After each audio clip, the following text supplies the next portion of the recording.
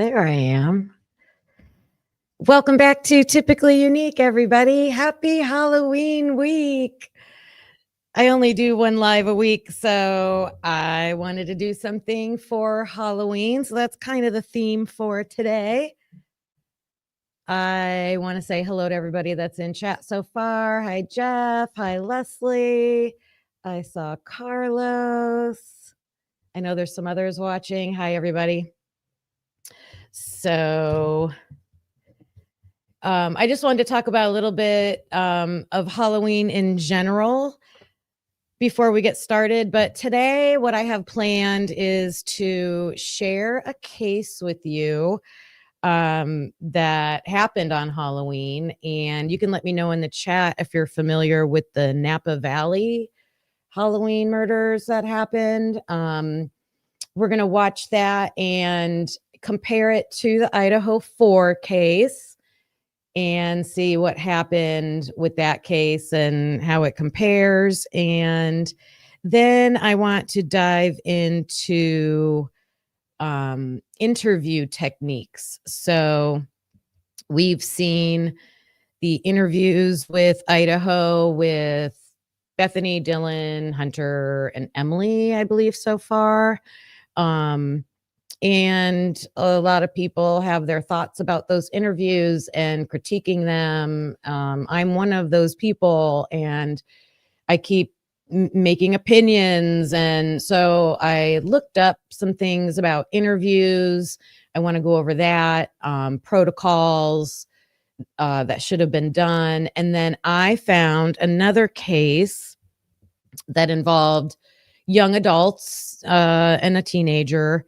And the way that they interviewed the kids in that case was spot on to me. So we're going to my I guess objective when I do these lives. I've been thinking about things that are discussed in the Idaho4 case, and then trying to find examples that point certain things out. So you can expect that today. So I got my little witch's hat on today. This is what how I dressed up when I went on that witch's walk with my sister. And some of you were on my walk and talk with me when let me make myself bigger. Let me see if I can make myself bigger here. Give me a minute. I'm still learning all these controls. That should work. Not bigger. Oh, let me go up here. There we go. So when I was on my walk and talk one week, I was walking down at our covered bridge to show everybody the fall leaves. I know I look ridiculous today. I used to do this at school. And so you guys are giving me the joy of still being able to do it at home and do it on YouTube. But I was walking on my walk and I'm like, oh my God, look at that stick. That would be an awesome broom. And I grabbed it and I hauled it up this big hill, threw it in my car. I brought it home and turned it into this witch's broom. So I'm going to let that set back here. But I did make it. It was fun. And I did drop the link if anybody wants to come up with me, but I am going to show a video first. So we might not get into too much discussion until after that. Am I a good witch or a bad witch? Always a good witch. Always a good witch. And let me share. What is this? I have some photos that of past costumes, and you guys are going to see Carlos, and it's hilarious. What am I doing here? Okay. Okay, remove. There we go.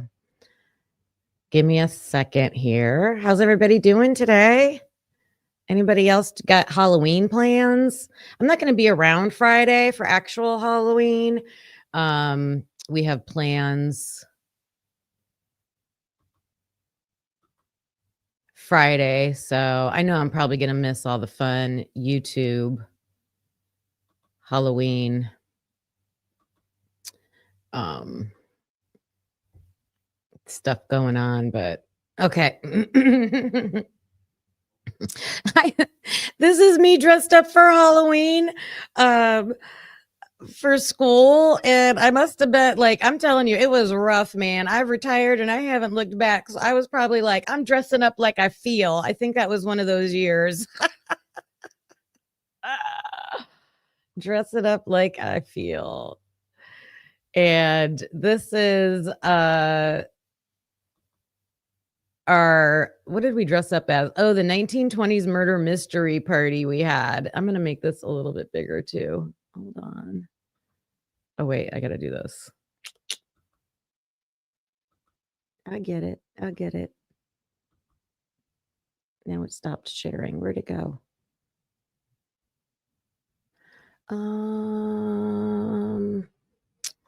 Let me stop.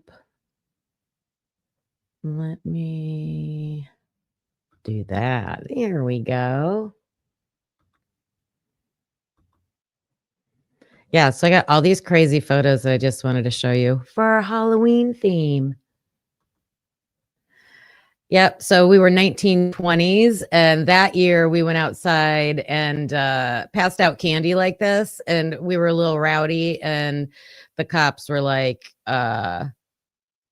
driving by our neighborhood. We're like, "Nothing to see here." That's me with my students. I had that big Mardi Gras ball dress on, but you'll get to see that in another picture. I've been blue. That was hilarious. I'm telling you, these were for school, and I just matched the energy of what I was getting at school. There's a gypsy witch, me and Carlos. Carlos had to be like a shady salesman. This was Mardi Gras theme. I love that. That's like my favorite picture. This was a disco 70s. We like to dress up. You guys like to dress up? Let me know what you're planning on this year. I don't know if any YouTubers are, I think Lana's doing something. Look at Carlos. I was telling Kane about this. Here's proof, Kane, if you watch this back, or I'll show you later. That's my daughter Carly with us. I'll just go through these real quick. Carlos is going to kill me for this one. We have fun though.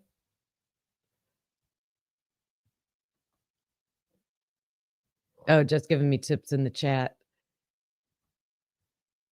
More flappers. This is what we do for Halloween. We sit outside with a fire and we pass out candy there, and all our neighbors like hand out crazy stuff. One of our neighbors does hot dogs and passes them out and stuff like that. And then whose show was I on? They were playing grunge music. I think Dago might have been talking about grunge music, and I found this. We had to pick a decade at school and dress up, and I'm like, "Oh my god, I can't believe I found this picture." Funny. Funny, funny. All right, that's it for that. We'll take that down. See what's going on in the chat. I'm losing people. We'll get into it. Isabella Mars, hello. Inside your bones, hello. How are you? Ro, hello. Nice to see you. Good morning, guys. It's almost afternoon here. Good morning, good afternoon, good evening, whatever time zone you're in.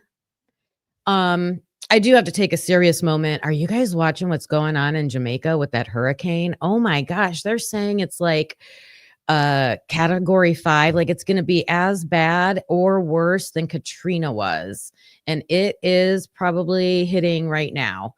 The only good thing is that it's daytime when it's hitting, but they said no structures are going to be able to withstand. I think they're saying like 285-mile-an-hour winds or something like that. Yeah, category 5. That's crazy. just pray for those people. I mean, it seems like if you're there, even the news people that are there were like freaking out because I think they thought there would be at least like a part of the island that would be safer than another. And just everybody, you're either at a low ground that's kind of like that bowl shape, like Louisiana was. And or if you and so you're gonna get massive flooding, or you're gonna go up to the mountains and deal with all the wind that no structures are gonna survive. So yeah, that's horrible.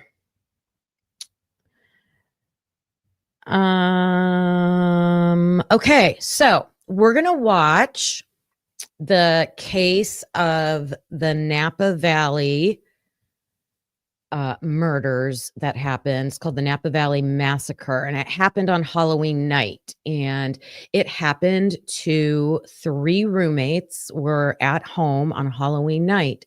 And so the way as we're watching it, think about the Idaho 4 case and um how the roommates handled it, the survivors, the actual event, and I took the story and I worked really hard on this, you guys. I made my own video. So Carlos was laughing at me and calling me Keith Morrison because I was narrating and I put my own visuals to it and everything. So we're going to watch it, but I did it in a way that you're going to be able to see the investigation and possible suspects. And then if you don't know the case, you can kind of look at everything and there'll be a moment where you can put in like who you think the culprit is. And if you do know the case, no spoilers, please. No spoilers.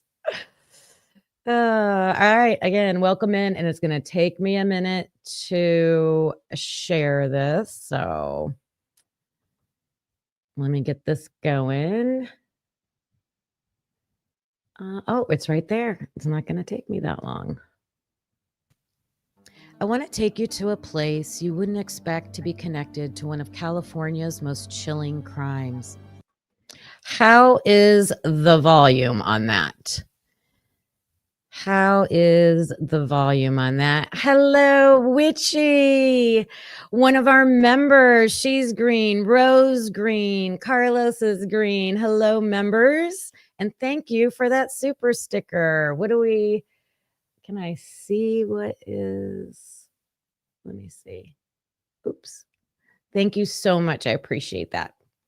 But is the volume okay?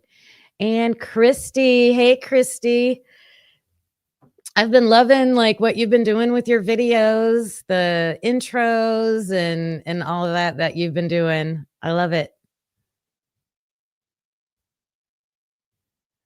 Oh, good, Witchy. Yeah, I got a couple things lined up for today that we're going to be able to compare. So, yeah, Christy, of course, of course. All right, so I'm going to assume the volume is okay. It's all the way up on my end. Let me check over here. All the way up. Okay, here we go. I want to take you to a place you wouldn't expect to be connected to one of California's most chilling crimes, Napa Valley. Usually, when you hear that name, you picture vineyards, wine tastings, and quiet golden hills. But on Halloween night in 2004, the small city of Napa woke up to something unimaginable.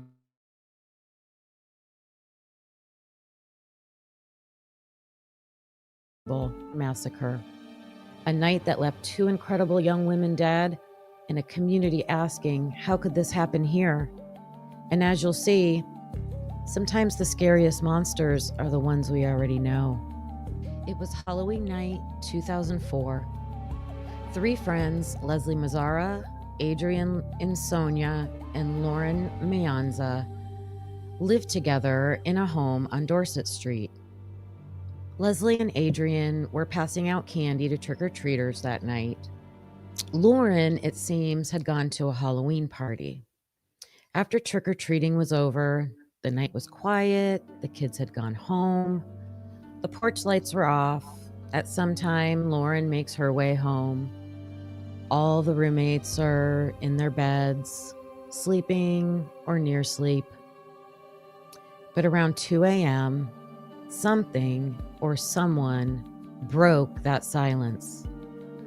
Lauren woke up to the sound of glass shattering, then a scream. She was on the first floor bedroom. Her roommates were upstairs on the second floor. She heard footsteps upstairs, heavy and frantic, and then another scream. She froze, listening, her heart pounding. She was brave. She started to walk towards the sounds, and then she froze when she heard the footsteps sounding like they were coming downstairs. She made a split-second decision to do what most of us would do, and she ran.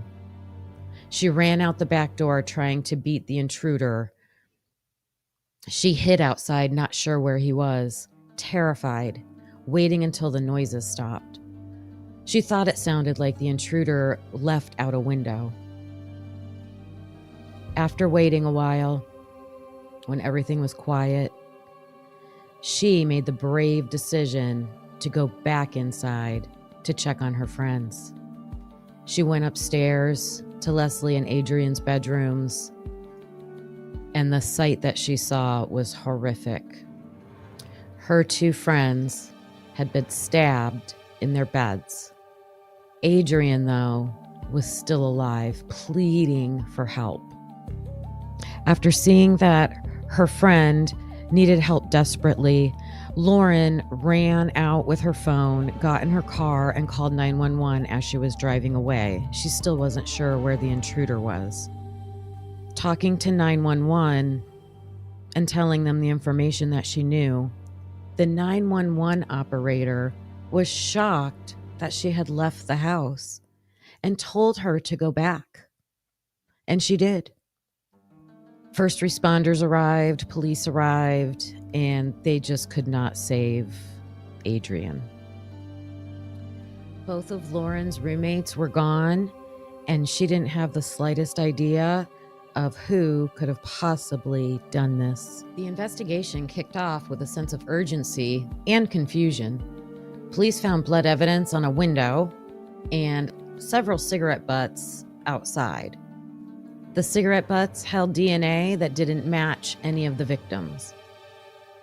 The police conducted over 1,500 interviews, and they collected hundreds of DNA samples from everyone, from friends, coworkers, neighbors, anyone they could think of. Police detectives soon learned that Leslie had two suspicious ex-boyfriends. She had a college ex-boyfriend that she broke up with, and after the breakup, he seemed to be obsessed with her, even going so far as setting up a website tribute page that was all about Leslie. Another ex-boyfriend had been contacting her recently, but even more curious, the father of this ex-boyfriend was contacting Leslie a lot and had tried to make contact with her the night of the crime. Adrian had an ex-boyfriend who was woken up in the early morning hours after the crime. Police went into his house and woke him up out of sleep. And when he found out what had happened, he did tell officers that he had a knife in his room, and they had him produce the knife. They took that knife, they took his clothing, and they even took his bedding. But all of that turned out to be nothing. Leslie was a former beauty pageant winner, former beauty queen, and her mission through that endeavor was to focus on helping needy children and doing social work. Adrian, I believe, was an engineer, and she had a best friend named Lily. And after this tragedy, Lily and Adrian's mom, Leslie's family, the whole community came together to try to investigate and solve what had happened to these girls. Lily's boyfriend Eric, Adrian's mom, Leslie's family, they were all super involved, scouring the town, posting flyers. The investigators took the common approach of holding back a critical piece of evidence, and it was the brand of the cigarette butts that were found outside of the home under the window. And it was a very unique brand of cigarette. It was the Camel brand Turkish Gold. It was so rare, in fact, that the stores in the area said they would maybe only sell a pack or two a week. While the police were focusing on the evidence collected, Adrian and Leslie's friends contacted a psychic, a team of psychics that worked together. And the friends actually convinced the police to try that unconventional approach. The psychic was able to give the name Lily. And no one could make sense of that. Why would the psychic be focusing towards Lily? And they also created a sketch of a man. And that sketch was posted around town.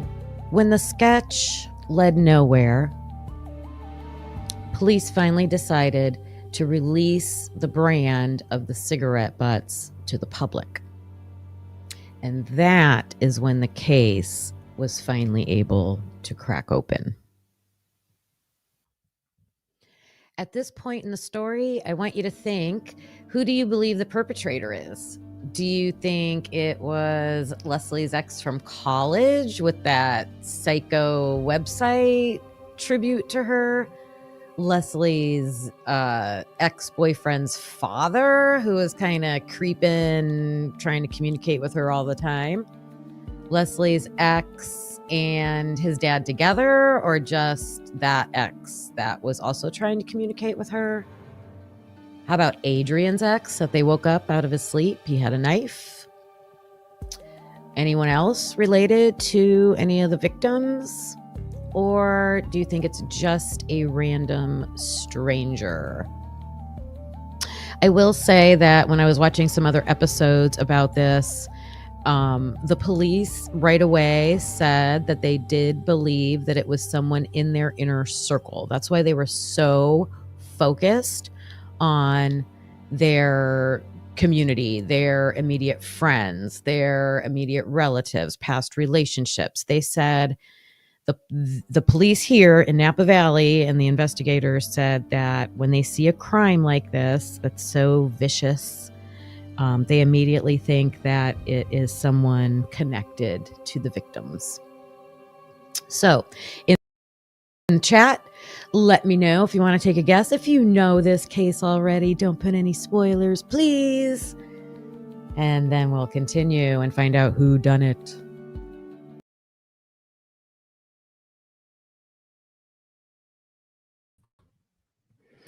Okay, so let's see. Jeff said something about a psychic here. Can I see? I cannot see it. I remember seeing Psychic Sleuth, I think that's her name, before Brian was arrested, say she kept seeing the initials PK or KP. Very interesting. Yeah, could be a letter off, right? Could be.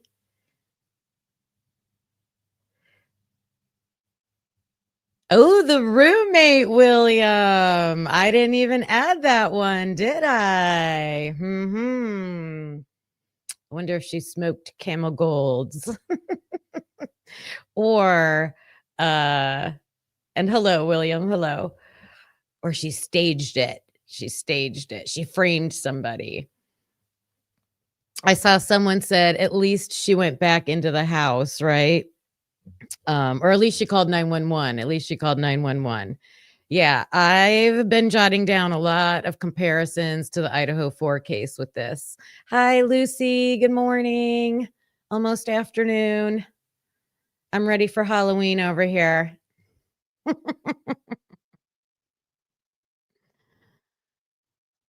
Oh my goodness. Someone who came all the way from Pennsylvania did it. Yeah, there you go. There you go. Um, yeah, I'm gonna hold back my observations comparing the case till we get to the end. But I will say something that I forgot to add in this story is that Lauren, the surviving roommate, she had a dog with her as well. And her dog did start barking before Lauren, right? Dogs always sense things before they happen. And so the dog was barking. Lauren didn't hear anything. So she, was just trying to quiet the dog and calm the dog down um, until things went crazy. I didn't hear anything about what happened with the dog while she was running out of the house and all of that. All right, let's continue on. And now we're going to find out a little bit more about the investigation, mistakes that I think were made, and who did it. I'm going to take. So at this point in the case, we have a sketch that has been put out to the public. The police officers have a DNA profile that they developed to know that it was a male, blondish hair, blue eyes. They had a very unique brand of cigarette. And even when they released the brand of the cigarettes, I don't know if anybody immediately came forward, but the police also were canvassing still and speaking to people. But ultimately, when they went back and spoke to Lauren again, and they just kept asking her, about smokers she knew. And she said, well, the only person I can think of that smokes cigarettes is Lily's boyfriend, Eric. So the police go back and they find out that somehow Eric, Lily's boyfriend, even though he was super involved with the case, somehow managed to avoid all the swabbing that they were doing to the community members and all the friends and family. He was never swabbed for DNA from the police. So all of that information gets out. The pressure gets to Eric. He knows he's caught. He goes and turns himself in. He did smoke Turkish Gold cigarettes. And what had happened was Eric had been engaged to Lily, the name that the psychic gave. And Lily was one of Adrian's closest friends. Lily had broken off the engagement with Eric right before Halloween, and they were supposed to get married on November 1st. So they had broken up because Eric had a drinking problem. The night of Halloween, he confronted Lily at that Halloween party. They both ended up at the same party, and witnesses said that he confronted her. He was demanding a new wedding date, and she turned him down. He left the party. He went home, super angry and rejected, stewing in resentment. And he also had long blamed Adrian for interfering in their relationship because she was so super close with Lily.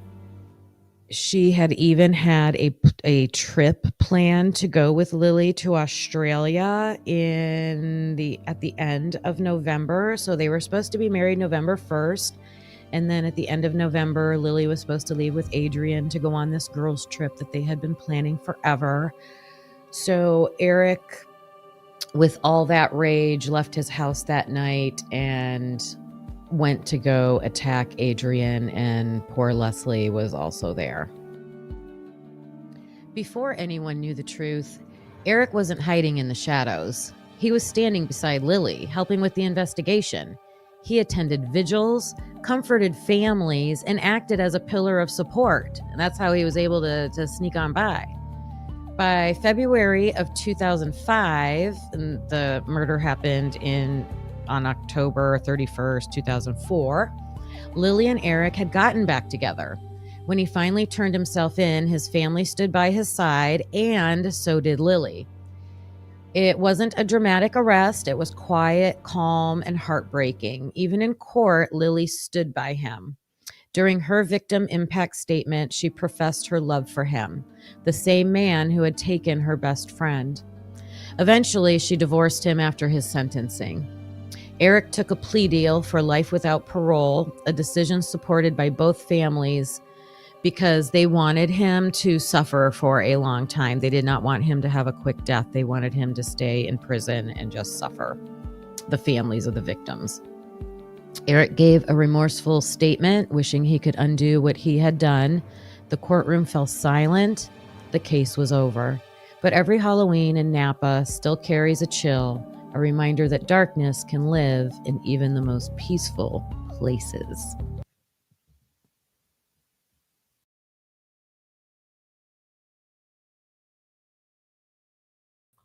All right, so that was the story of the Napa Valley Massacre. Did you notice any comparisons with the Idaho4 case? So definitely with the roommates in the house. And I know Jeff made the comment that wasn't a party. It didn't seem like it was a party house. They seemed like they were pretty responsible women living together. And so, yeah, I get that. Any little noise would, set them off. Although, I mean, I still think, I don't care what kind of house you're in, if you hear, footsteps, loud footsteps in the middle of the night when everybody's trying to asleep, and either screams or sounds like that. What do you do? What and Lauren's the survivor. Her actions were so brave, like she was going to go up immediately to check on them, you know, and until she realized, oh, the danger's coming towards me. Now I have to escape because you can't help anybody if you're the next victim. So I know a lot of people talked about that with, Dylan and Bethany hiding in their room. Do they really know the threat is gone and they're hiding potentially to become the next victims, or would you escape with the front door right there? So Lauren was going to go help immediately, but she heard the guy coming down the steps. So she runs out the back door, waits, and I can't believe, she had to be pretty confident she heard him leave out that window to go back in there. I would have been terrified going back in there. And then what do you think about the 911 caller telling her to go back? Go back. I hope she just went back outside of the house and not like back inside the house, but that was crazy to me. So they had DNA in this case, just like in the Idaho4, and I would think the investigators, were pretty confident that the person went in and out the window because there was blood on the window. The cigarette butts were right at the bottom of the window. But this case took almost a year. It wasn't quite a year to solve. And they held back that key evidence. And what do you guys think about that? Is that a smart move by police to be holding back key evidence? I know in the Long Island serial killer case, I bring that up all the time because I'm really into that case. And there's a lot of similarities too. They had a belt buckle that was left. One of the victims was tied up with a belt, and on the belt, there were initials, and they could never tell if it was HW or MH, and they held that back for a long time, and you would think, wouldn't you wanna put things like that out to the public to get that information, just like this rare brand of cigarettes? Because come on, Lily knows Eric smokes those cigarettes, so I think Lauren was the one that ended up telling the police, he's the only person that I know that smokes, period, and then he does smoke that brand, so, um, they held on to that information for all that time, and they could have solved it faster if they would have let that out. Let's see. If you have a friend that's not breathing and you need to tell someone about some stuff that happened 8 hours ago, what takes precedent? Yeah, go help your friend that's not or passed out.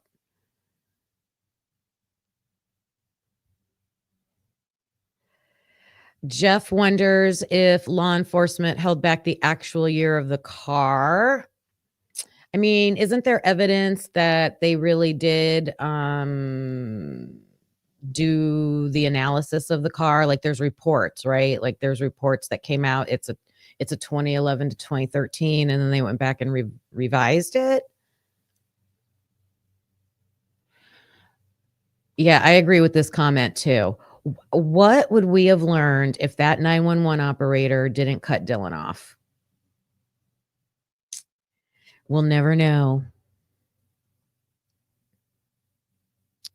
Who else do I see in here? I see Sarah D. Irish. Hello. It's good to see you. And I saw someone say hi to Mark. Where's Mark? Hello to everybody that's listening. How about the plea deal?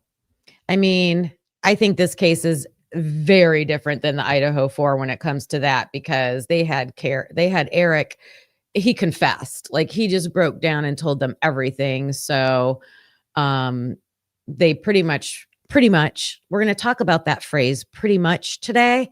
I found some interesting, information from, like, a psychological behavior viewpoint of that language, but he confessed, so I was gonna say the prosecutors could have pretty much sentenced him, or the judge could have sentenced him how he wanted, but they listened to the families. So there were 2 families, not 4, that have to agree, and both families did agree in this case, and they wanted him to live a torturous life in jail, in prison.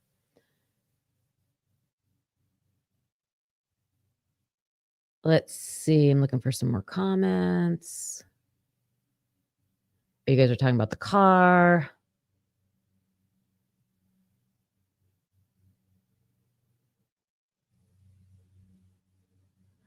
So this is interesting. That would be interesting. I'm sure you've already looked and compared the video, um, of Hunter being in the house and the 911 call, putting those side by side. That would be very interesting if it's a call for being passed out, right? That's why I still don't understand why those EMTs didn't come running.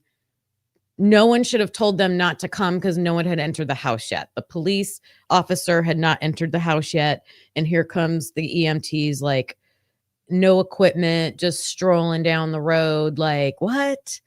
It's a passed out person. They should have been running. Um, why would Hunter Johnson tell them to get out of the house if they were just passed out, and the roommates still went with the passed out narrative on the phone when they're talking to 911, right? Yeah. So many things that we're able to see now. We're able to, like, not just speculate, so that's so important. Jeff's still talking about the car. We'll do a car episode. Carlos and I are going to record tonight to just do a video, and we're just going to talk about the investigation as a whole. So there's been so much coming out with the interviews we're able to see, and that's what we're going to get into next is how should interviews be done? Every cliche in this case, right? Yep. Okay, let me find. What did I do with it? I'm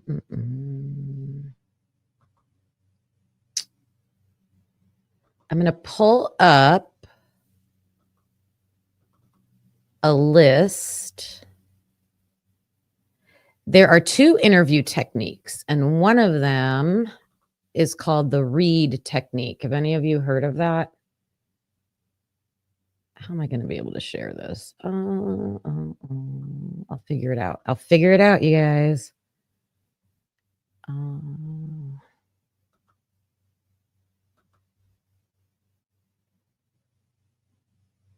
What's this doing? Why does it say add to stage? Remove. Okay.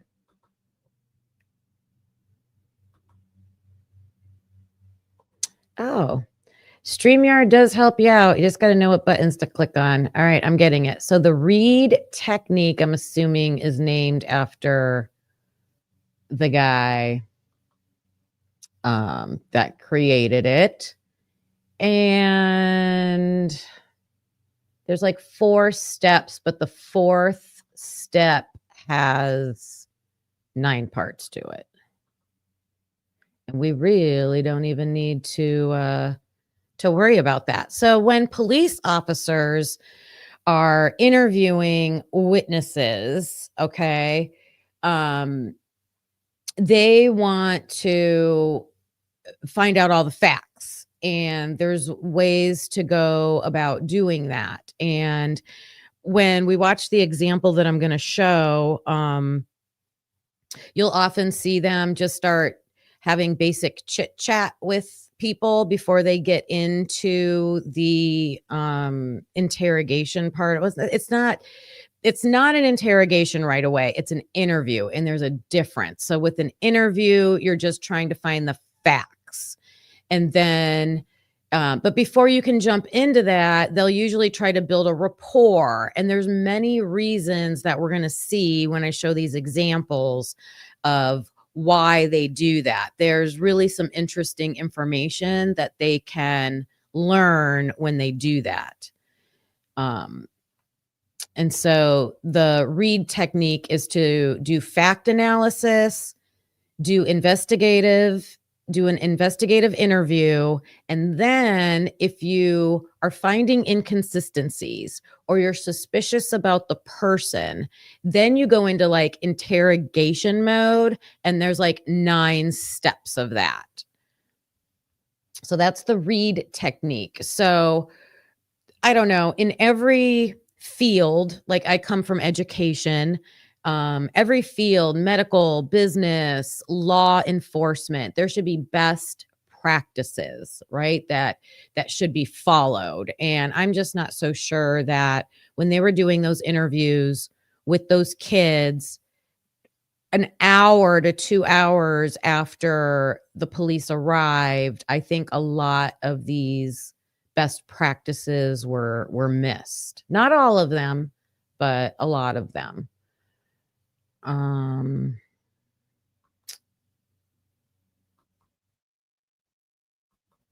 Let me do this. I got one more. The other one is called the peace.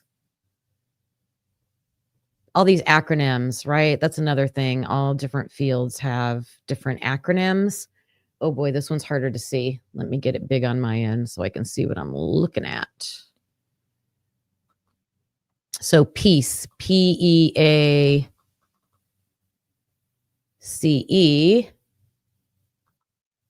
I know you guys can see it. I'm looking at it on my end. Whoops. Okay. There we go. Big. Whoa, too big. All right. So the P is for planning and preparation. So you want to create and record the interview. And I know we had issues where how long they waited to turn the recorder on, right? You want to introduce yourself and have rapport. So that's all in the planning and prep. The E is for engaging and explaining. And it says there's a pace requirement. So, um, you want reasons, so explaining or making sure the person understands why they're there, and then routines, expectations. How's this going to go? Giving the person that information. Then there's the opening, and you it says take and develop into account. So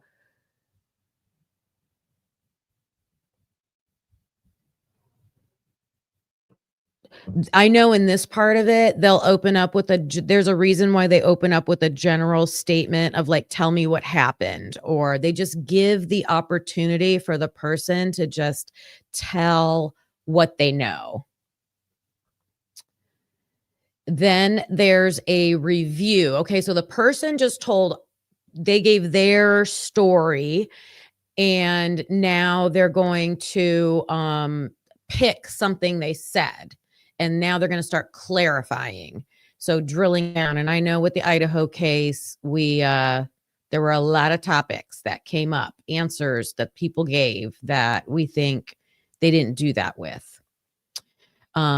So they're either trying to clarify or they're trying to challenge, and I think they missed opportunities having all those students at the police station to be able to interview. And like I'm going to be able to show it in my example that I have, to be able to go back to each person and clarify after speaking. Like, I'm going to speak to one person, they said this, now I'm going to go back to the other person and ask them about that. I think that was a huge miss for that. All right, I'm just gonna finish, the pace. Oh, no. Oh, there it is. Okay. So they're reviewing and clarifying or challenging, and then they are going to, maybe ask their own, topics that they have, and they're gonna keep probing. So that's kind of like a repetitive the action part of it, the A, you could, okay, now I'm gonna pick another thing, and I'm gonna clarify and challenge and see what they say. So that part is repetitive, and then in the closing, they're supposed to evaluate the information that they collected, investigate further the evidence that they just collected, the answers. So that is peace, Peace. All right, I'm gonna see what you guys are saying. Let me take that down.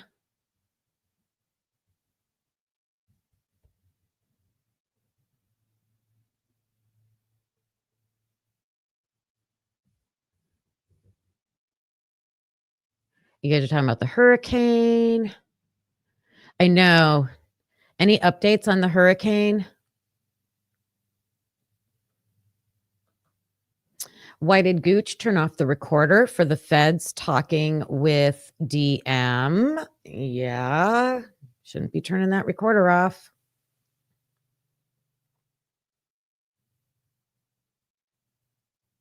Maybe when I get to the end of this, I'll see if I can get some hurricane information. We can watch it. All right. So there was this case, and I don't know where it happened. I'm thinking in Florida. I think it was in Florida.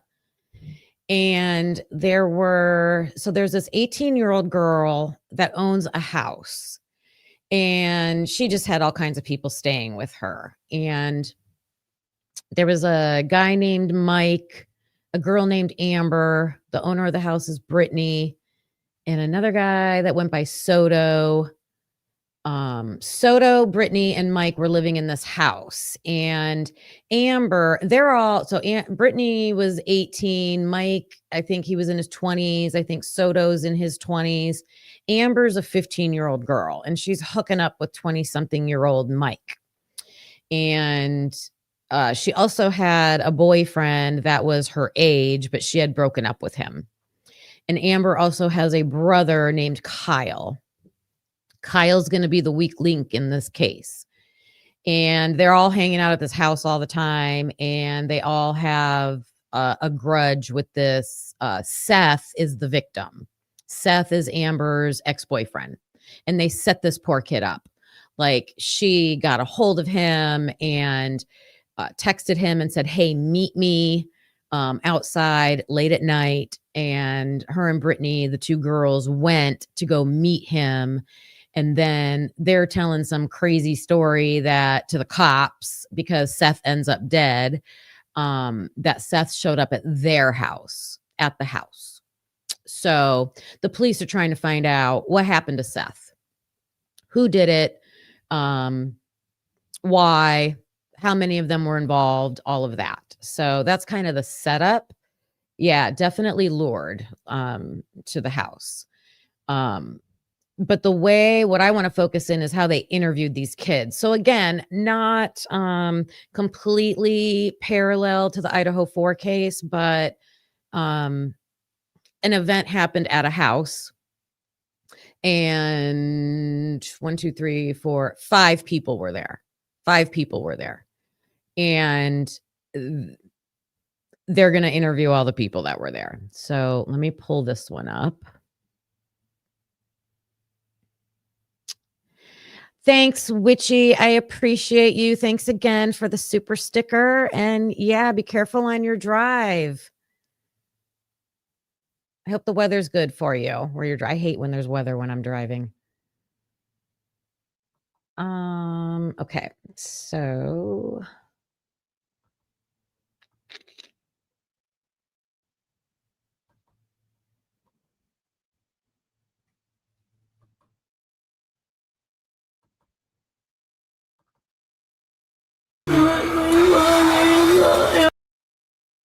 okay.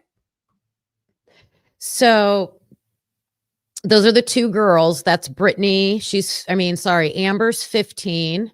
And she's like the hardcore one. Like, she's just stoic. Brittany is the homeowner. She's 18 right there. So I took these little clips. This whole video, I'll have to link it when I'm done. It came from a video where there's like an expert that he analyzes language and body language and the police interview process. And he's explaining as he goes what he's seeing. So this part I just wanted to show because we all observed how upset Bethany was and how she was talking and crying and focused on her mom. So this girl's kind of doing the same thing. Like, she's 18, literally saying, I want my mommy. So this is where the kids are just first arriving at the police station. And I want my mommy. You mean people are gonna hate us for this? I hate my life. This isn't a life, no. Oh my God.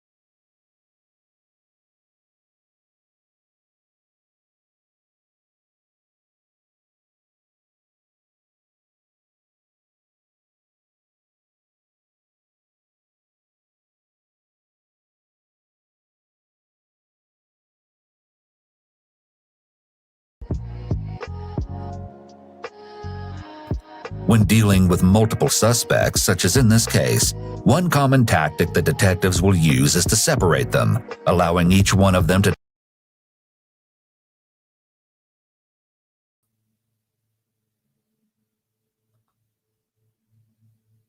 Can you hear me?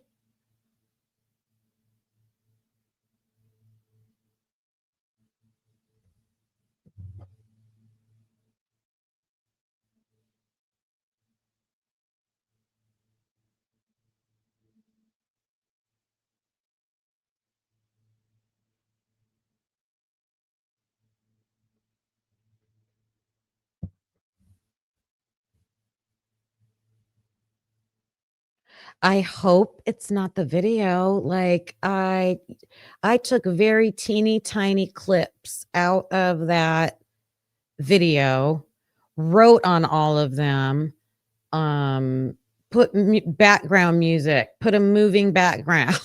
Like I did everything I could. It's my video. I'm showing my video. We'll see if anything happens. Hold on. I'm not doing it on purpose. We are showing this for educational purposes because we want to learn how to do correct police interviews. So using this as a source in my video that I made. version of events independently. Once an inconsistency is found, detectives will present this inconsistency to all of the suspects. So they separated these kids to talk to them. So, and that's like rule number one, separate them to interview them. And what I really liked in this case too is that they use different investigators. Each kid, I call them kids because I'm older, had a different interviewer. In the hopes that all of them will tell the truth. This technique would prove critical as detectives began to unravel the complicated skein of threads in a complex tapestry of murder. Investigations usually begin with discussions of general information like, okay, so here comes in that Reid technique. Okay, so this woman is going to be talking to the Soto kid. Thanks, Christy. And I don't have any idea what happened. Sorry about that. And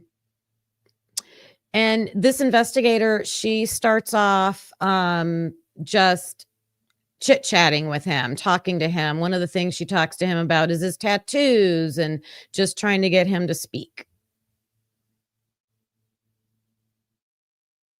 this, so the detective can get to know the suspect and begin to make them feel comfortable with the interrogators. He's showing his tattoos. She's acting interested.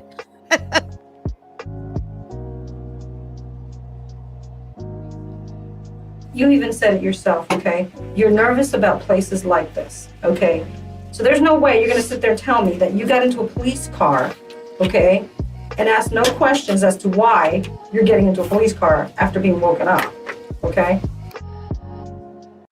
So, you know how the one step is to just ask the person, tell me what happened, like an open-ended question. You could tell this guy, he's dealt with the police before. He's having nothing to do with it. He's just like, I don't even know why I'm here. Why am I here? And so now she's challenging him. She's at that like challenging stage. Like she's just trying to cut through that. And she's like, you know why you're here. So let's get to it. And then he starts to speak a little bit.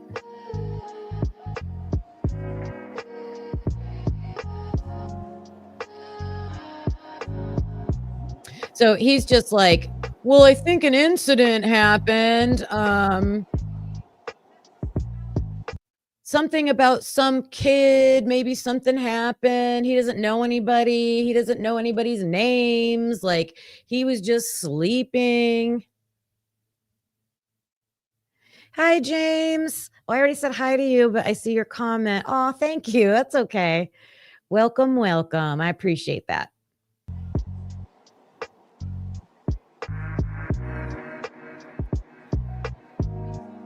So at this point, they're just getting into like who. How are you?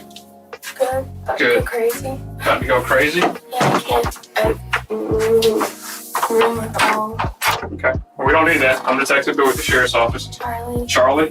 What's your last name, Charlie? Ely. Ailey? Ely. E-L-Y. Okay. How you doing? How old are you? 18. 18 years old. Okay. Do you know why you're here? Yes, sir. Why are you here?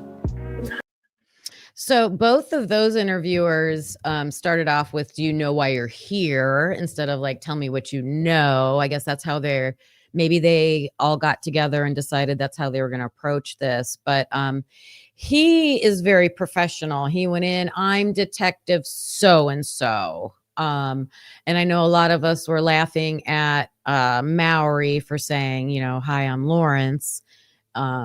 We'll be able to see that during this too. I'm sorry, I'm stopping this a lot because I'm still nervous about if this might get flagged or anything. So Something happened with that. Explain to me why you're here. Often, detectives will allow the suspect to simply tell the story in their own words. This allows them to observe and catch any lies and inconsistencies, pointing these details out to encourage the subject to tell the complete truth. Not far away, she will soon begin a similar story. Introduce myself before. My name's Rhonda, okay? And I'm gonna talk to you about this, okay?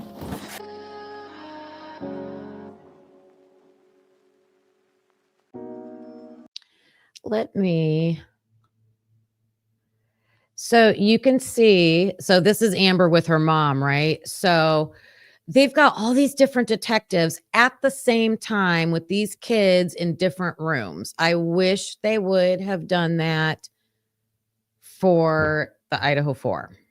About this, okay? Oh, and that woman did use her first name. So I guess that is just a preference.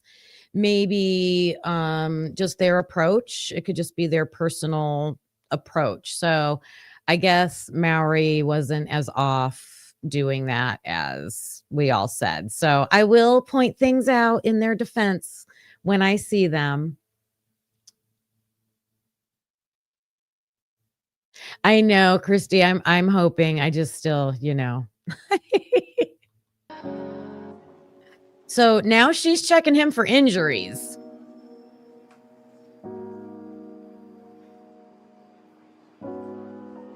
He tells her, "Oh, it was from the prickers out in the woods."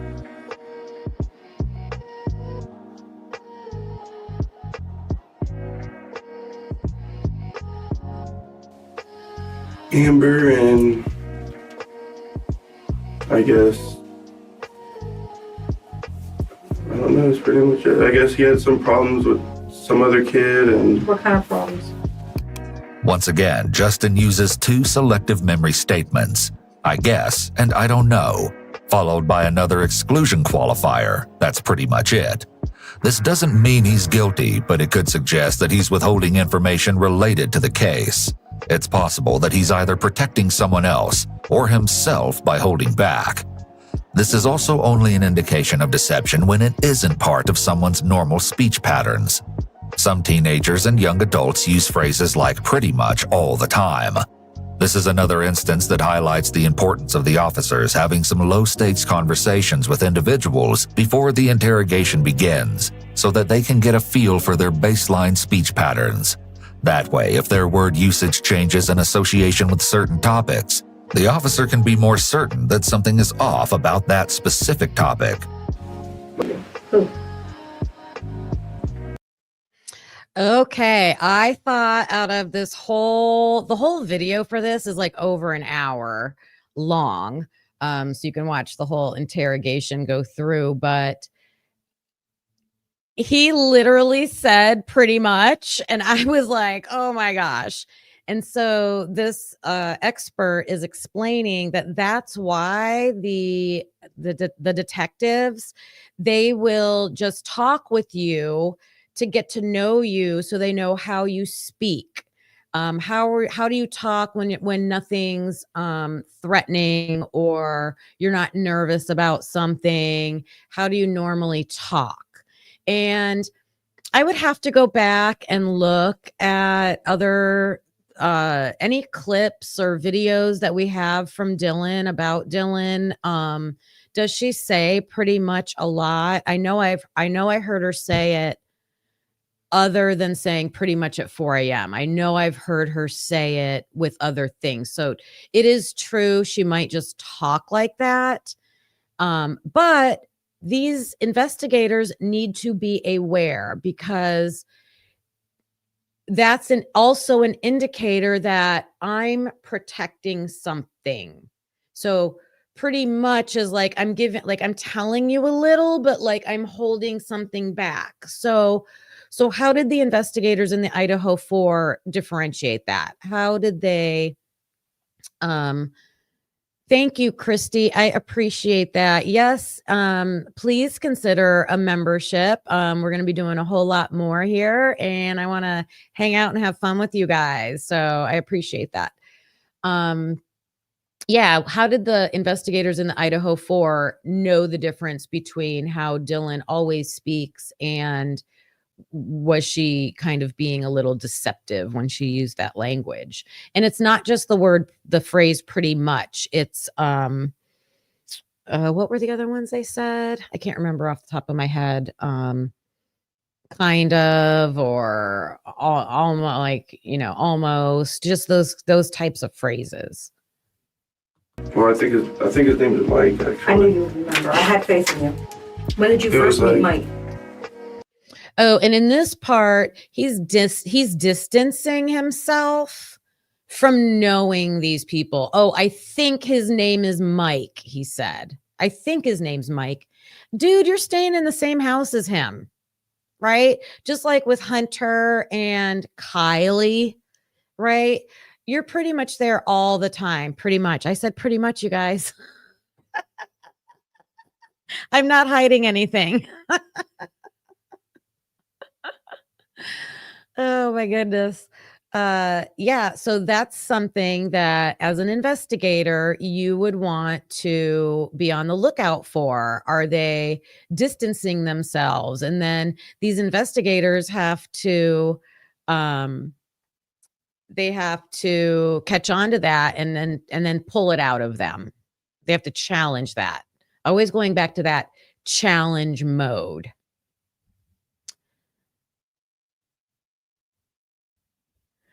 Am I caught up on Turtle Boy's case? I am not, but I will be by tomorrow. I will go look at that for sure. Good morning, Tomboy Charm. Good morning.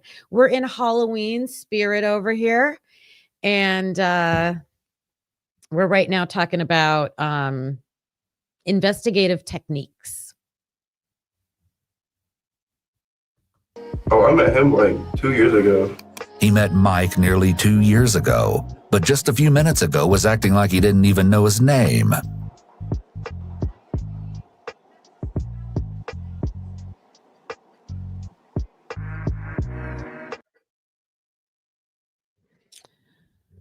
Okay, so let me just rewind that real quick. Mike nearly 2 years ago, but just a few minutes ago was acting like he didn't even know his name.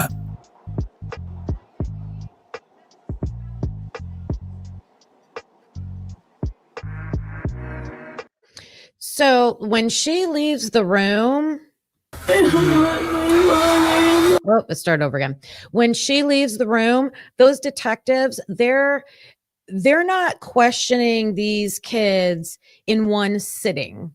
They're going in, they're collecting a certain amount of information, they're leaving the room, they're going to meet up with the other detectives, and they're comparing information. Because they're getting different information. Some of these kids, like Brittany, she told a lot. Brittany told a lot, and Kyle really told a lot. And so when they get that information from them and they go back into like Soto, the kid with the tattoos, who was acting like he didn't know anything, then they're going to do that confrontation, that part of the Reid interview. I'm going to confront you with this fact. So what about this? And then what do they say about it? Because now they know, you know.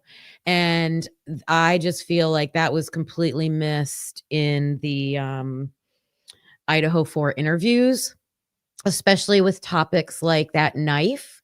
You've got Emily saying she saw a knife at the top of the steps. Then you've got Hunter saying, I went and got the knife from the kitchen.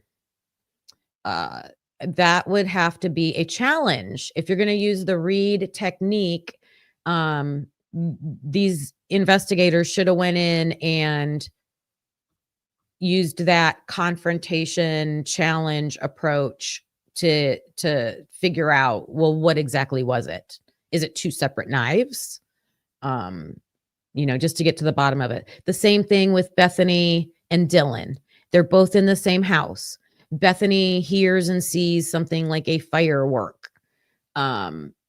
Once you get that information from Bethany, you can then confront Dylan with that. And then also, that's a fact that they get from Bethany.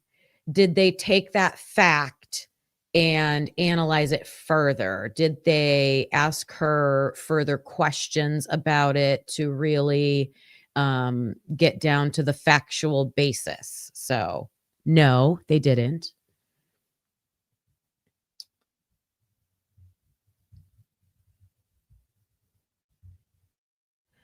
Looking at your comments, and Brooke. Oh, Brooke, you're talking about Turtle Boy. Oh,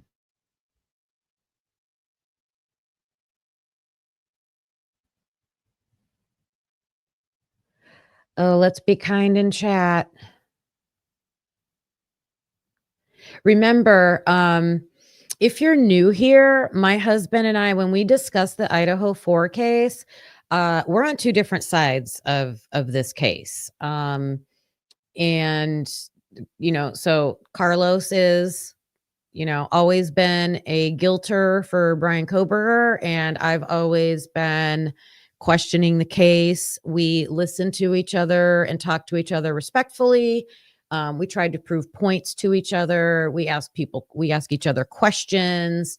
So please do that same thing in the chat. You can disagree with everybody, but make your point, do it respectfully, question kindly. But let's all get along, please, in the chat.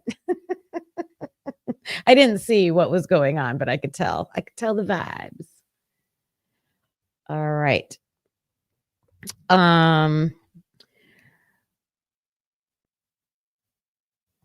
was talking about Bethany and Dylan and the fireworks. Anything else facts that came out when they were, the times, the dog barking, things like that. Oh, thanks, Christy. Remember, you guys, I was a teacher. I will scold you. I'm just kidding.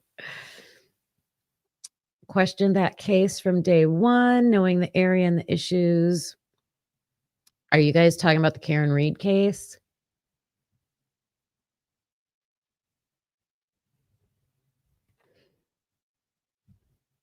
Oh, you guys are good. You're good, Brooke. You're good, Jeff.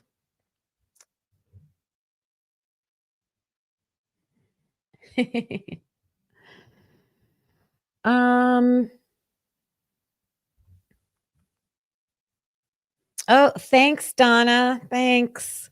This is my hat. I made my hat. I picked this thing up. I liked it because it's cloth. It's not one of those with the wire round brim. I do have one of those, but I got this at a thrift store, and I spray painted it, you guys. because I was going to dye it. And I was talking to one of my friends and I'm like, yeah, I think I'm going to dye this hat I got because it was gray. I don't know if it's gray underneath. She's like, just spray paint it. And oh my gosh, you guys, as a teacher, I spray painted everything. That was like my go-to all summer long. I was out in my driveway spray painting things. So I did that. These plume feathers they used to be pinkish because I used them for my 1920s themed party. I made like a fake lamp with these plume feathers. So I took those out of the lamp and spray painted those. And then I found these pine cones on my walk and I just put them on my hat. Yeah, the hat and my broomstick. I like to make things. I'm crafty. Well, I don't know if I'm good at it, but I like to do it. So it's fun. It's fun. Are any of you dressing up for Halloween? Any Halloween parties going on? We used to throw Halloween parties all the time when we were younger. I'm trying to think. We did either last year or 2 years ago. We threw a party. I mean, we're in our 50s, me and my friends, and we still try to act like we're 20. Sometimes, not this year. Not this year. And our trick-or-treating is Saturday, which is November 1st, but our town has been doing it on Saturdays for quite a while. So a crow. Oh my gosh, Witchy, I have to see that. I have to see it. I wanted to get a crow for my shoulder, like a fake one. I'll have to do that for next year. I am obsessed with crows, you guys. You can go, if you're on TikTok, I'm on crow TikTok. You can make friends with the crows in your neighborhood. I've tried, but they don't really hang out in my yard because I don't have trees, and they hang out in the houses that have trees that have like, nuts and things that fall from the ground, but I'm still going to try. Oh, a 50th birthday party Friday night. Oh, that'll be fun. You have a few fake crows.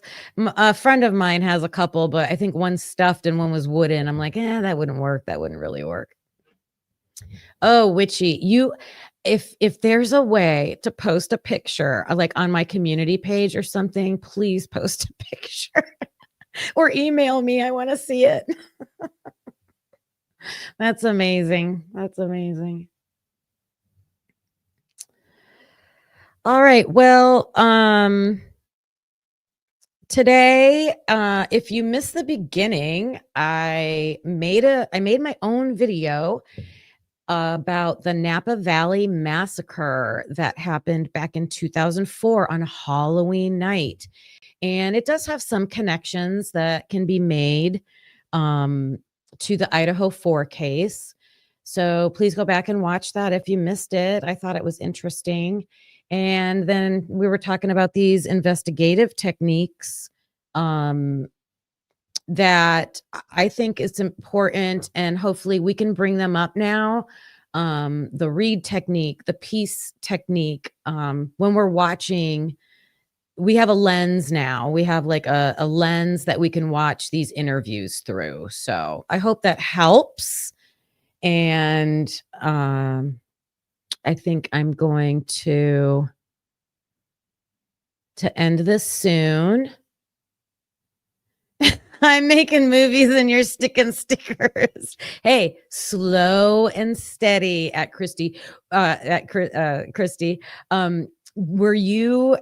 If you guys didn't see Carlos's and mine, our live, I can't talk. If you haven't seen our live where we did our celebration for 1,000 subscribers, I showed our very first video, like the very first one ever. Oh my gosh, it is appalling. I like it's so embarrassing. So we learn a little bit as we go, and trying to make movies. Zombie Fest in Florida. Like it just happened? Oh no. Let me look. Let me see. I'm going to Google it. Sorry if my arms are in the camera.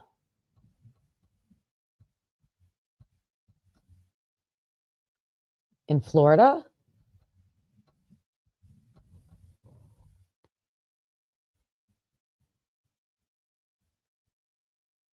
Florida hosts. Is it in Lakeland? My great-grandfather or my grandfather used to live in Lakeland. Oh, a week ago, Florida Zombie Festival turns into horrific crime scene. No, this is Law and Crime. Oh, that would be horrific. That would be horrific. It says that there's one in Lakeland and it says that there's one in Key West. It's like a festival they have type thing.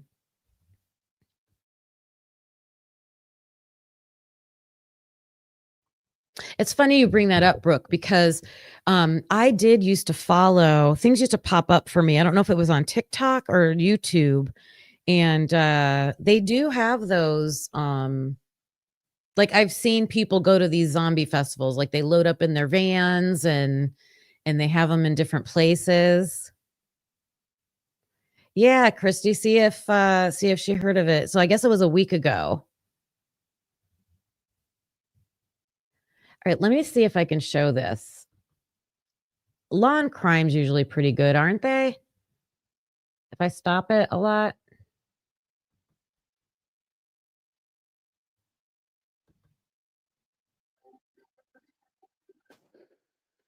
Let me get past that. Oh my gosh, this looks crazy. This would be horrific because everybody's already dressed up crazy. How would you know who like the bad person is? Everybody's dressed bad. We have a new member, Michael Cardwell. Hello, hello. I see your flag there. Oh, thank you for joining. New member. That's great. Glad to have you. I'm going to show the screen. And we're going to watch zombies. Let's see what this is going to show us. I'm going to have to stop it a lot, you guys. What did I do?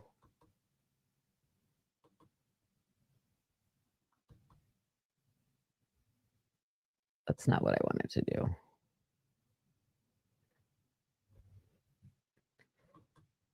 YouTube is being crazy right now. I'm just going to have to show it like this. Sorry.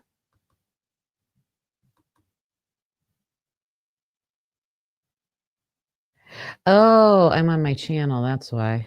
Here I am. Okay. There we go. There we go.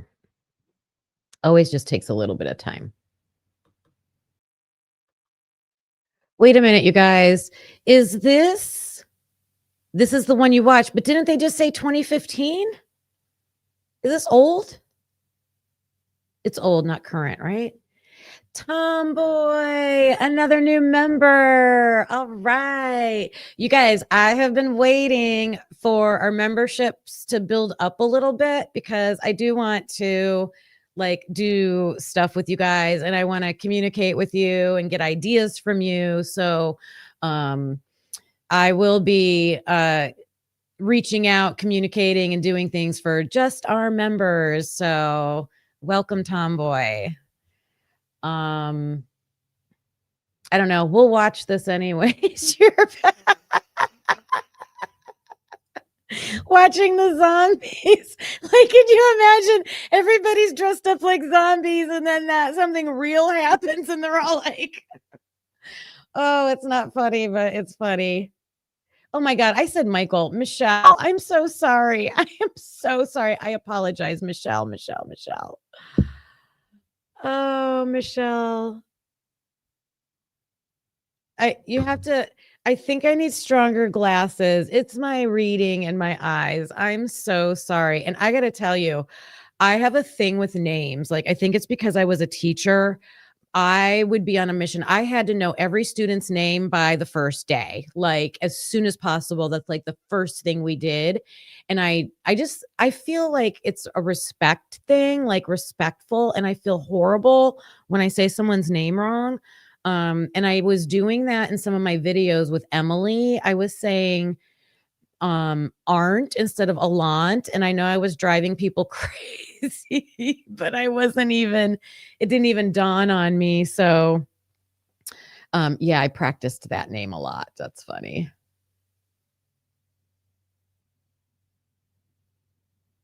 Oh, a picture. I'll start a Discord too. I'll have to start our own Discord.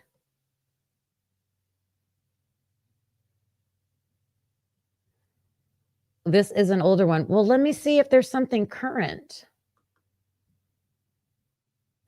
Zombie Fest in Florida 2025 is what I need. Stop sharing. What is this doing?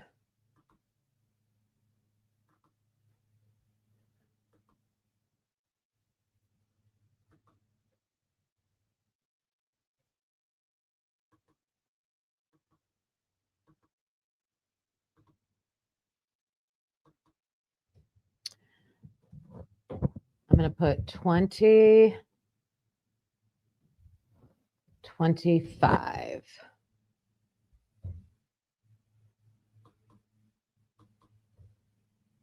It's taking me a minute. Hang in there with me. Hang in there with me.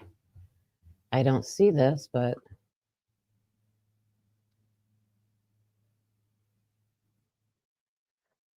oh, they have it.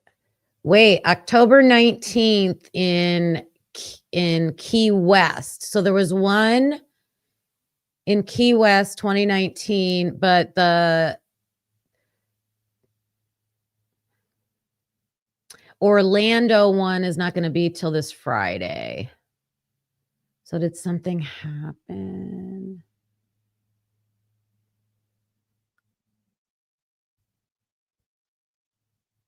I don't know. Let's just watch it for fun, I guess. You guys want to just watch it?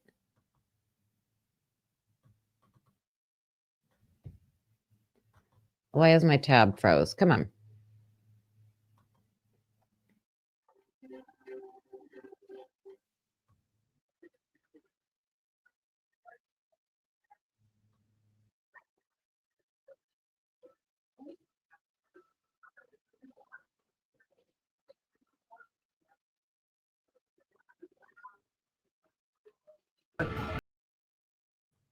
Oh my God, could you imagine? Like, it's a festival, they're playing music, there's people everywhere. And so more than 5 people were shot. They don't know. I mean, he didn't answer her about the shooter is not in custody. So they don't know where the shooter is. They don't know if he's dressed up like a zombie. Oh my goodness. Charlie's crowd. Yeah, any crowd like this where there's running and panic. Yeah.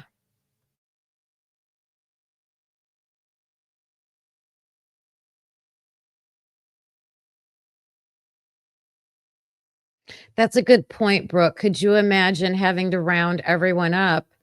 And they all have blood all over. Not all of them, like that girl didn't, but many of them do.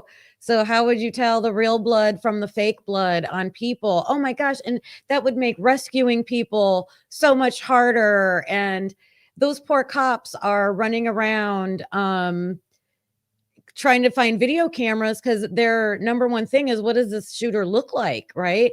And how about those two that they were talking to that were like kind of being jerks? Like, the cops are telling them to like clear the area. They're trying to collect evidence. They're trying to help people, and they were kind of being, I don't know.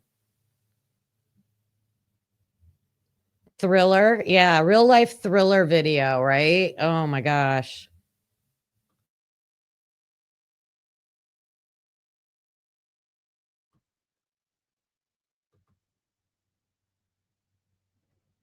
That's crazy. Like that kid, you could just tell he was like reliving it again in his head. And oh, I feel bad for him, like to see something like that.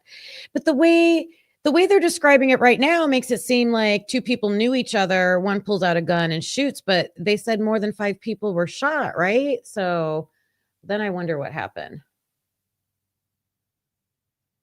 Yeah, I feel bad for the police department. Yeah, real life Walking Dead. Yeah.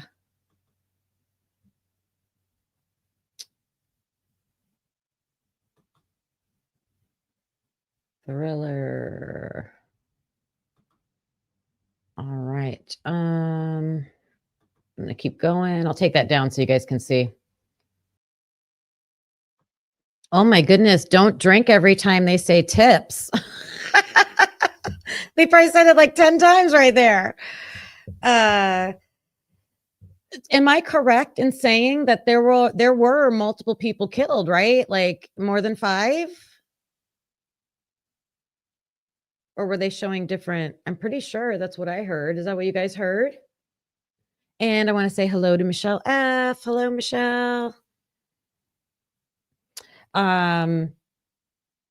So they did not find the guy. They're trying to find out if I wonder if that girl with the phone that said she didn't see the shooter, I wonder if she was there with the person. You'd think she'd be more upset if she was there with the person that was shot and killed right next to her. So I doubt it. Few people injured. Right. So it doesn't seem the cop did say that this was a planned event. So I'm wondering if they're thinking more than one shooter. I don't know. You guys, someone called in and said it was one of the because maybe they were dressed up like the character from The Walking Dead. I see. Yeah, so they're not looking for like, a 6'2" blonde-haired man with bushy eyebrows. They're looking for a zombie character with, the left eyeball hanging down their face and scar marks on their right cheek. I don't know, like how they would call in. I never watched The Walking Dead.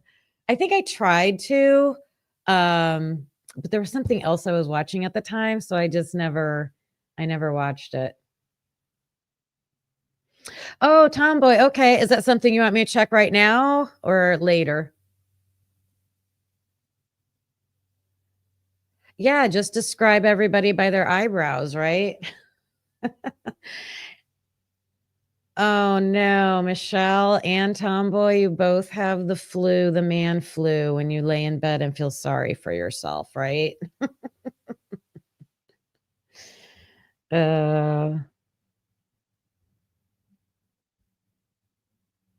Halloween tumblers. Where? Oh, that you sent me? No. No, I know you're not a guy. No, I know. But we just say we're going to lay in bed and take care of ourselves like we have the man flu. We're going to act like we have the man flu. I know. I'm not. I don't want to get it. I'm knocking on wood. I don't want to get sick. All right. Oh, man. That's a bummer. That's a bummer. Like you just, oh, so close to catching it on camera. Oh, you sent me a picture of the outfit. Oh, yes. I cannot wait. I can't wait.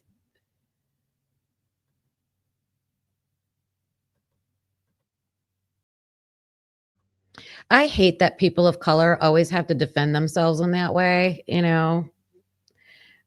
when they're involved in something like this. Like, can they just be a victim until they're not like most people? But it almost seems to me, I'm getting the vibe that like this person with the gun went up to this kid and just, you could go up to a stranger and just start something, right? Do you think that's what happened? SFK. A new case, SFK. I do think I should know what you're talking about. I can't think of it off the top of my head, though. I do think I saw it, but I can't remember. Brooke, say no more, because I have been obsessed with the smiley face killer theory since I first heard about it. Like there is a show that was on, like, I don't know if it was on Netflix or what network carried it, but they highlighted each of the victims, and it was those, I think there were 2 retired New York detectives that took on the case, and that's where they really went gung ho with that moniker smiley face killers, because they were really latching on to, is there a smiley face every scene? They really went into detail about what happened to each person the night of it. So, oh yeah, I'm there, girl. I am there. I would love to dive into that. It's crazy to me. Crazy. Yep. That series is old too. Like it's whoops. Um I wouldn't say 10 years old, but it's been out there for a while. I loosened my wrist thing and now my Velcro keeps sticking. That's true, Mark. Where'd your comment go?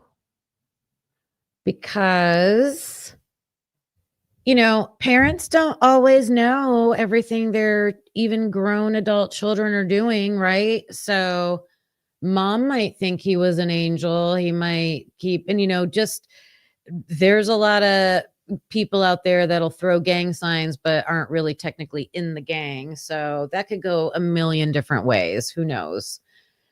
And we don't know for sure if that's the same guy. He could be another one of the victims. So I don't know.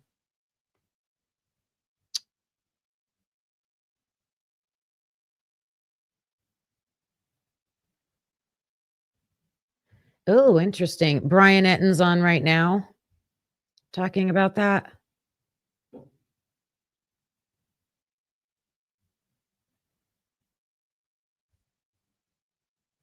Um,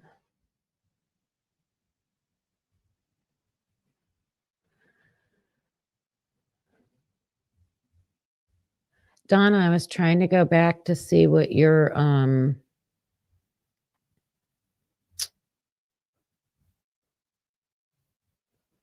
please and thank you was for.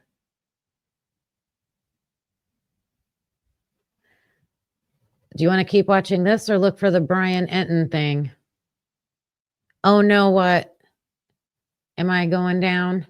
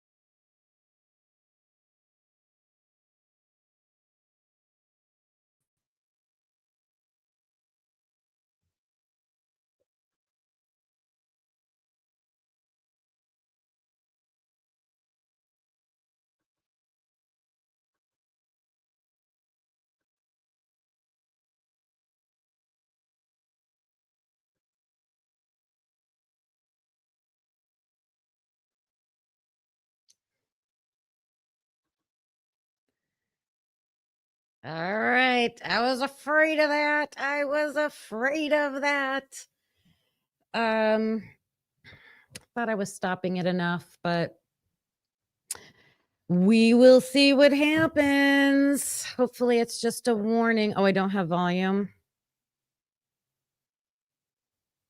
I have volume now. Breaking the law.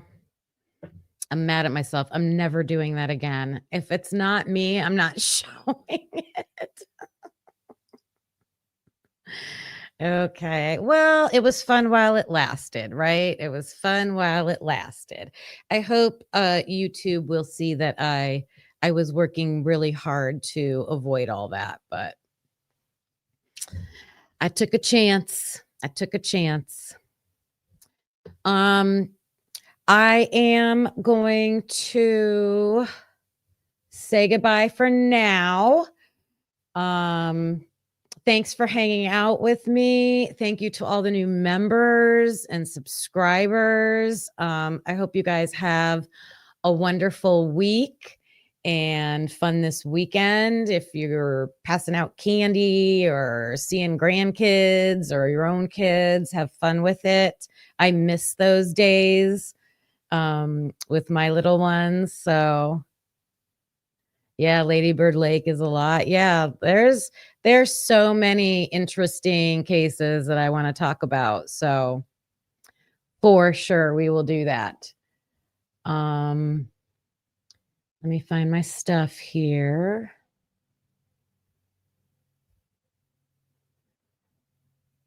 Right there it is. Okay. All right. Have a great week, everybody.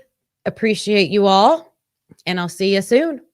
Bye. Thanks for watching, hope you felt the spark. Please hit that like before it gets dark. Subscribe, it's free and keeps us going strong. You're part of the crew now, right where you belong. Join us next time, same truth, same fire. We bring the heat and never tire. We're typically unique and proud to be a husband and wife in podcast harmony. Practically unique, yeah, that's you and me. Don't forget to like and hit subscribe, it's free. Come back again, we'll be right here with truth and laughs and zero fear.